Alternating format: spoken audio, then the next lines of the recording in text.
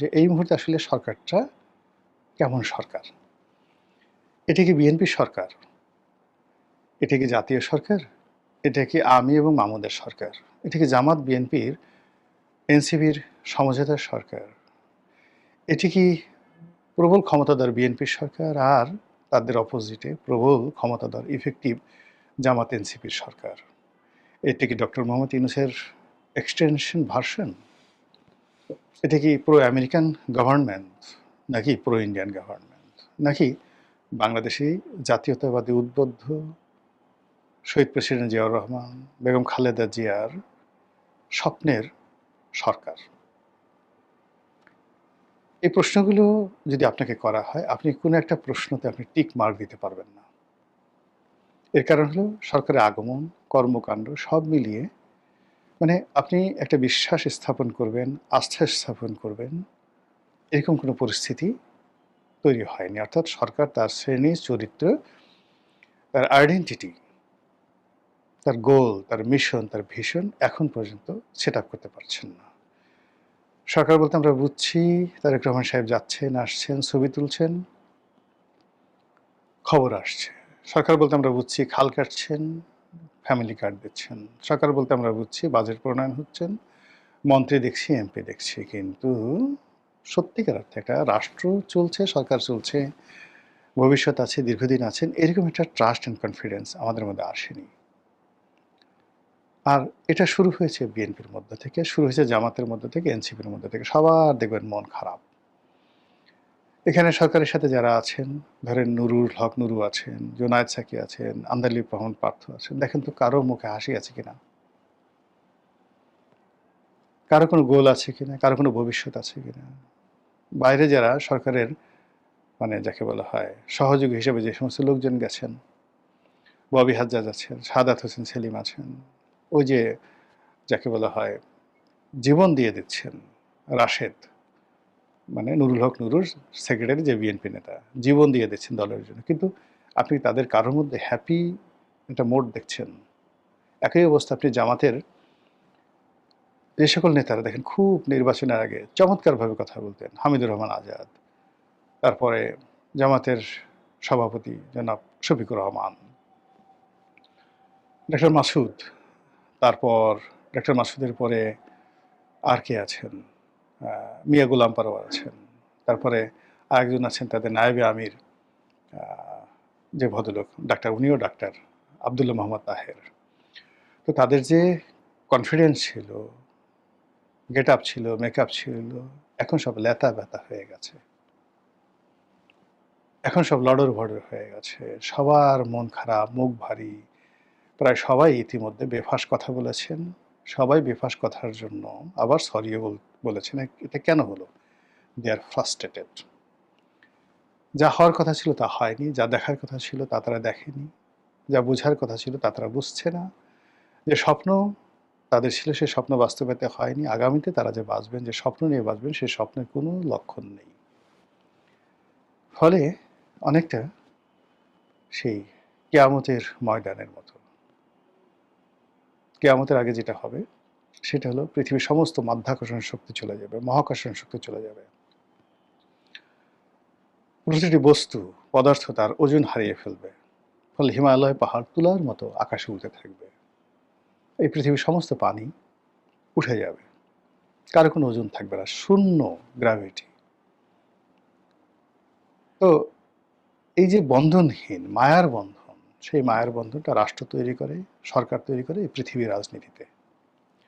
সেই বন্ধনটি এখন তৈরি হচ্ছে না। ফলে বিএনপি নেতাকর্মীদের মধ্যে বন্ধন নেই, জামাত বিএনপির মধ্যে বন্ধন নেই, জামাতের নিজেদের মধ্যে বন্ধন নেই। তারা সবাই বর্তমান নেতৃত্বকে, জামাতের যারা তৃণমূল, দায়ী করছে যে কেন আপনারা এই কাজগুলো করলেন, কেন ইউনূসের সঙ্গে গেলেন। ইউনূস আফসোস করছে কেন তারেক রহমান সাহেবের সঙ্গে তার বৈঠক হলো, কেন বিএনপির যারা লোকজন ইউনূসের সঙ্গে কেন নেগোসিয়েশন হলো, আমেরিকার সঙ্গে কেন চুক্তি করতে হলো। এটা বিএনপির লোকজন তারেক রহমান সাহেবকে বলছেন। এনসিপির লোকজন বলছে তাদের মধ্যে ৩ থেকে ৪টা ভাগ হয়ে গেছে। মাস্টার মাইন্ড বলা হতো মাহফুজ একে এনসিপির মধ্যে নেই। তো কেন জামাতের সঙ্গে তারা গেল? কেন তারা দাঁড়াতে পারল না, কেন স্বতন্ত্র ইলেকশন করতে পারল না, এরকম অসংখ্য কেন নিজেদের মধ্যে চলে আসছে। তার প্রেক্ষিতে আমরা বলতে পারছি না সংসদে বিরোধী দল না গৃহপালিত বিরোধী দল, সরকারকে আমি এবং মামুদের সরকার নাকি সত্যিকার অর্থে বিএনপি সরকার, এই জিনিসগুলো হচ্ছে। তো এরই মধ্যে সবচেয়ে বড় ব্যাপার হলো তাদের কোনো কমন গোল নেই, কিন্তু তাদের একটা কমন আতঙ্ক আছে। তাদের কোনো কমন গোল নেই, কিন্তু তাদের কমন একটা টার্গেট আছে, সেটি হলো আওয়ামী লীগ। তারা আওয়ামী লীগকে ব্যবহার করছে, আওয়ামী লীগকে নিজেদের জন্য ব্যবহার করছে, প্রতিপক্ষের জন্য ব্যবহার করছে, আবার আওয়ামী লীগকে নিয়ে ভয় পাচ্ছে। অনেকটা আপনি গোকরা সাপ নিয়ে যখন খুব বড় সাপ উড়ে সে খেলে, কিন্তু তারপর তার মধ্যে একটা ভয় থাকে যে কোনো সময় সবল মারতে পারে। আবার ধরুন আপনি রয়্যাল বেঙ্গল টাইগার লালন পালন করেন, তার সঙ্গে আপনার খুব বন্ধুত্ব, কিন্তু আপনি বিড়ালের মতো রয়্যাল বেঙ্গল টাইগারের সাথে ব্যবহার করতে পারবেন না। বিড়ালকে আপনি একটা লাথি মারছেন, লেস দিয়ে দিচ্ছেন, কখনো বিড়ালের অন্ডকোষ চেপে দিচ্ছেন, ম্যাও ম্যাও করে বিড়াল দৌড়ে চলে যাচ্ছে, আপনি খুব হা হা করে হাসছেন। কিন্তু আপনি চিড়িয়াখানাতে বসে আপনি যত রকম বাঘের সাথে খাতির থাকবে কেন, বাঘের অন্ডকোষ আপনি ধরতে পারবেন না, লেজ ধরে মোড়াতে পারবেন না, বাঘকে আপনি ওইভাবে মানে বাঘকে খোঁচা দিতে পারবেন না। বড় জোর বাঘকে দুধ খাওয়াতে পারেন, চুমা দিতে পারেন, মাংস দিতে পারেন, এটা। তো এই আওয়ামী লীগ তাদের সঙ্গে যারা খেলছে, যা কিছু করছে, তারা কোনো অবস্থাতেই তাকে, এই দলটিকে বিড়ালের মতো বানাতে পারছে না, ইঁদুরের মতো বানাতে পারছে না, তেলাপোকার মতো তাদেরকে পিষে মারতে পারছে না। ফলে কি হলো, তারা নিজেরা আওয়ামী লীগকে ভয় পাচ্ছে। যদি কারোর সাথে কোনো সম্পর্ক থাকে, যেহেতু যে কোনো সময় আমাকে ঘাড় মটকে দিতে পারে, যে কোনো সময় ফ্র্যাঙ্কানিস্টাইনের দানব হতে পারে, এই আতঙ্ক সবাই তাদেরকে তাড়া করছে। আবার অন্যদিকে যেটা আছে যে প্রতিপক্ষকে তারা একে অপরকে ভয় দেখাতে পারছে না। আওয়ামী লীগ মানে বিএনপি আওয়ামী লীগের যে রসায়নটা, সেই রসায়নটা জামাত এবং বিএনপির মধ্যে হচ্ছে না। বিএনপিকে জামাত পাত্তাই দিচ্ছে না, আর বিএনপি জামাতকে একেবারেই পাত্তা দিচ্ছে না। এনসিপি জামাতকে পাত্তা দিচ্ছে না, জামাত এনসিপিকে পাত্তা দিচ্ছে না। তখন একে অপরের দাম বাড়ানোর জন্য তারা যে কাজটি করছে, কখনো কখনো আওয়ামী লীগের ভয় দেখাচ্ছে, কখনো কখনো আওয়ামী লীগের সঙ্গে সখ্যতার ভয় দেখাচ্ছে, আমরা দখলে সেটা করব। তো এরই মধ্যে আওয়ামী লীগ একের পর এক চাণক্য নীতির যে চাল, সে চাল দিয়ে যাচ্ছে। সকালে এক চাল, বিকেলে এক চাল, সন্ধ্যার সময় আর এক চাল। আর এতে করে রাজনীতির যে অঙ্গনটা, এটা রীতিমতো তছনছ হয়ে যাচ্ছে। তো এই তছনছ যখন হচ্ছে, সেই তছনছের মধ্যে যখন আওয়ামী লীগ কোথাও আসছে, অমনি রাজনৈতিক দলগুলো সব এক হয়ে যাচ্ছে। এবং এখানে একটা ব্যাপার হলো, আবার আওয়ামী লীগের সঙ্গে মুখোমুখি হতে গিয়ে কেউ আর আগের মতো ঝুঁকি নিচ্ছে না। প্রথম দিকে যেমন এনসিপি ঝুঁকি নিত, বৈষম্য বিরোধী ছাত্ররা ঝুঁকি নিত, ছাত্রদলের ছেলেরা ঝুঁকি নিত, শিবিরের ছেলেরা ঝুঁকি নিত, এখন আর কেউ সরাসরি ঝুঁকি নিচ্ছে না আওয়ামী লীগ মোকাবেলা করার জন্য। এবং মাঝে মধ্যে ইন্টারনেটে কিছু নাটকও তৈরি হচ্ছে, তারা কিছু লোকরা এইভাবে ধরছে, চেহারা দেখে বোঝা যায় 10 জন 12 জন তারা দেখাচ্ছে, ভিডিও করছে যে আমরা আওয়ামী লীগের লোকজন ধরেছি।